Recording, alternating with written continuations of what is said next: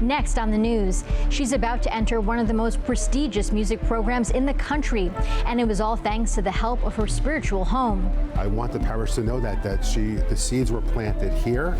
Authorities have identified the suspect in the shooting of Charlie Kirk, 22-year-old Tyler Robinson. While the search has come to a close, leaders are still encouraging prayers for peace. Plus, Currents News is preparing for Pope Leo XIV's birthday this Sunday.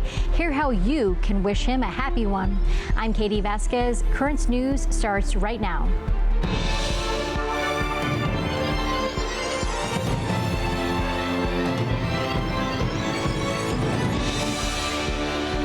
A New Jersey teen is following her dream thanks to the support she got from her parish. Chideha Osundu is now headed to one of the most prestigious music schools in the nation. An amazing accomplishment she was able to achieve because her New Jersey church helped her perfect her craft. As Chideha Osundu's fingers play these notes, the sound of her flute fills St. Thomas the Apostle Church with angelic music. The Bloomfield, New Jersey church is where she got her start. Back in 2020, she asked the organist Patricio Molina if she could participate. At first, I didn't think he would allow me to play, especially since I was such a beginner. But for him to allow me and give me the opportunity meant a lot. And that was just the beginning. Patricio saw the potential in Chideha and was able to get her music lessons. In a matter of like 6 months, her progress was so extraordinary. I was shocked. The New Jersey parish opened its doors to give the 14-year-old performance experience. I want the parish to know that the seeds were planted here. We helped her grow by our prayers, by our love, by our support, our encouragement for her. And now, thanks to the help from her church community, she was accepted to the music advancement program at the Juilliard School. I know she will always look back at St. Thomas as the beginning of this beautiful story of her life. It's a tuition-free weekend program that is designed to help students reach their potential. She's just so excited, and we are too, that she'll be learning from the best of the best. An accomplishment that her parents believe was divine intervention. Everything, God just orchestrated everything in just incredible ways. And we're just so grateful. I'm proud of her, of course, and I still tell her that this is still the beginning. You pray and put in the work and let God do the rest. She will forever be grateful to God and the faithful that stood by her. It's good to have perseverance and continue to pray because God's always there. And without him, I don't think I'd be as far as I got. Chideha will keep practicing with a goal of eventually performing at Carnegie Hall. Chideha will start that Juilliard program this Saturday. We wish her luck as she follows her dream. Turning now to the investigation into the killing of Charlie Kirk. Authorities have caught the suspect, identifying him as 22-year-old Tyler Robinson. Lee Waldman tells us more. The hunt for the suspect accused of killing Charlie Kirk is over. Good morning, ladies and gentlemen. We got him. Officials in Utah announcing the arrest of 22-year-old Tyler Robinson. A family member of Tyler Robinson reached out to a family friend who contacted the Washington County Sheriff's Office with information that Robinson had confessed to them or implied that he had committed the incident. Investigators interviewed members of Robinson's family who shared the alleged shooter became more political in recent years and spoke negatively about Kirk. In Friday's press conference, FBI Director Kash Patel touted the success and speed of the manhunt. Forensic evidence has been seized and continues to be garnered. Forensic evidence has already been evaluated at FBI laboratories in Quantico and state local authorities here. Some of the evidence collected included a bolt-action rifle and shell casings with engraved inscriptions that read messages like, "Hey fascist, catch."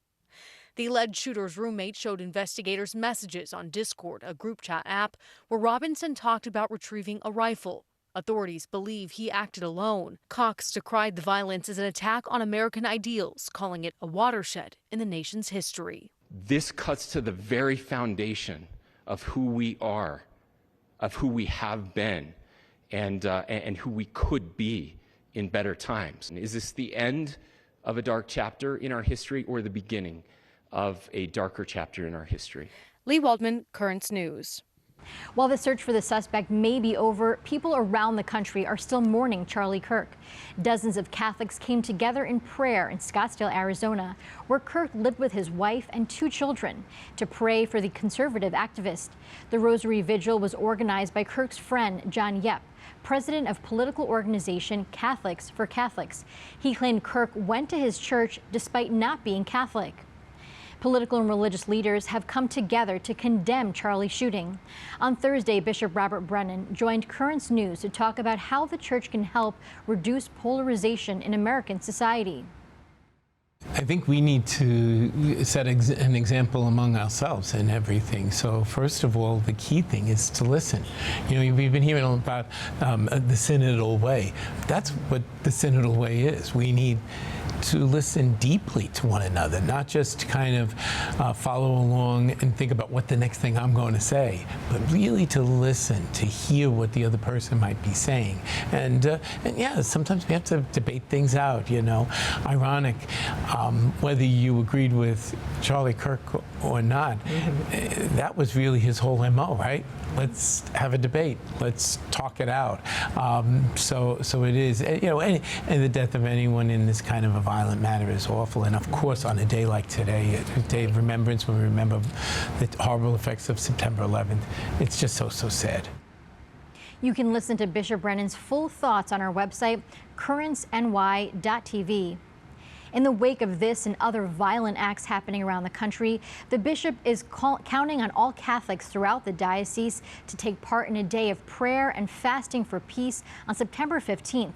The Brooklyn Shepherd sending out this message to pastors and administrators throughout the diocese, calling on them to unite their flocks in prayer and penance for those suffering from conflicts around the world on the feast of Our Lady of Sorrows.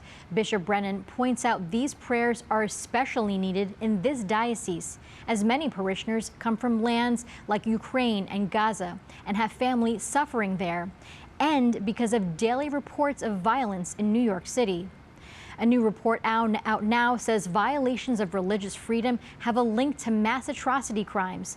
The report by the U.S. Commission on International Religious Freedom says that when religious freedom is systematically denied or targeted, the risk of crimes like genocide increases. Those in charge of the report say the U.S. has a moral responsibility to prevent these atrocities. Finally, tonight, Pope Leo XIV is set to turn 70 this Sunday. Robert Prevost was born on September 14th in Chicago, Illinois. And before his rise as the first American pope, the Augustinian was known for his longtime ministry in Peru, where he served as bishop of the Diocese of Chiclayo. Currents News is planning its own birthday celebration for the Holy Father.